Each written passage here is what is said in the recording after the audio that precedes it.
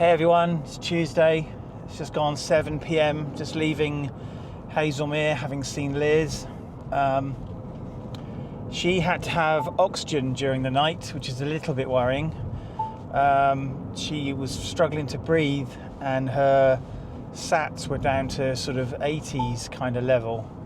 So she had to have oxygen. Might just be because they changed her tracheostomy tube yesterday, but obviously it's a bit of a concern. Just need to make sure that we have oxygen on hand at home if she comes home. So today being Tuesday, the next time I would normally see her would be Thursday, but I think I am required to go to London on Thursday for a meeting to do with my new client.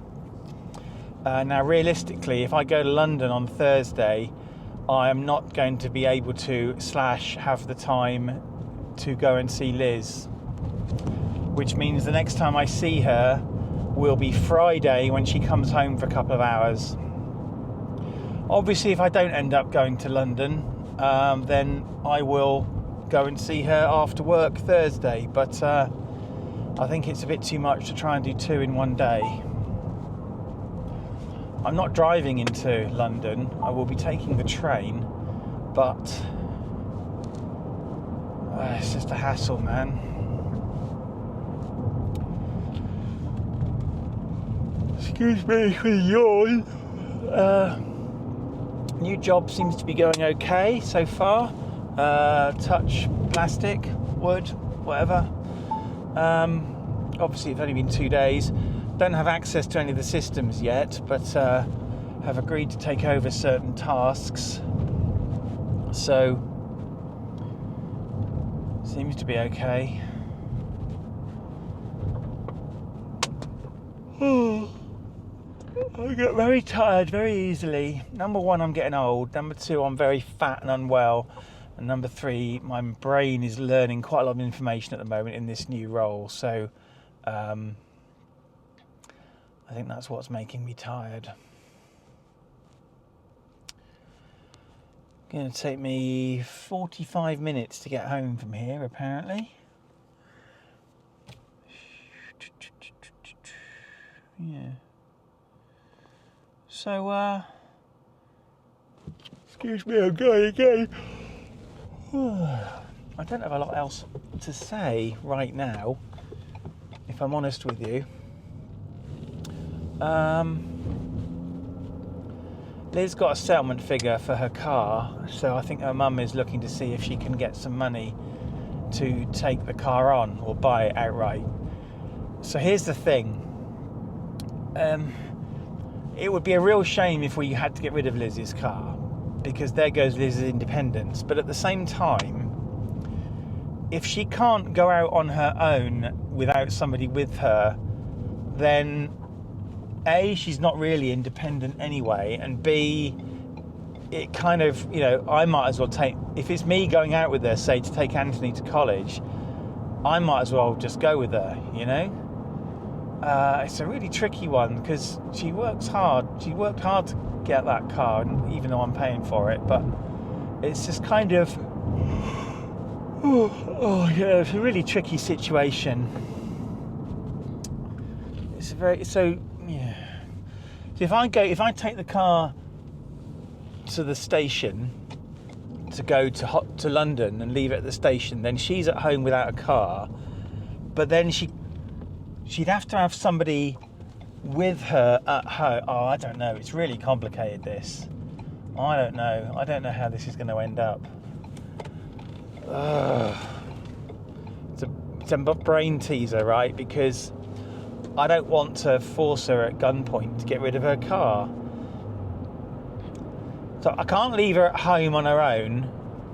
If I was going to London, I'd have to have somebody at home with her, which means she could then take the car out with that person. So, whereas if she hasn't got a car at all, then there's no way she can go anywhere. So maybe we should keep it. I just don't know.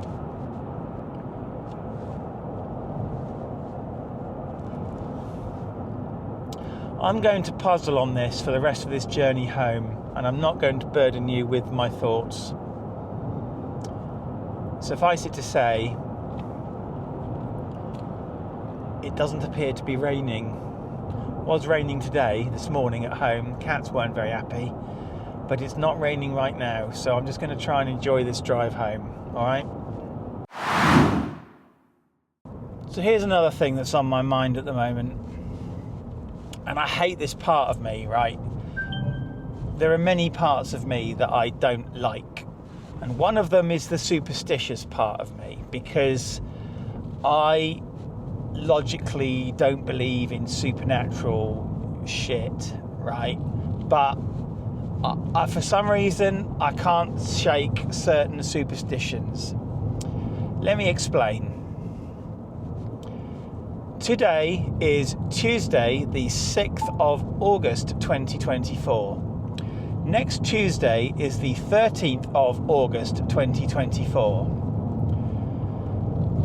On Tuesday, the 13th of August 1974,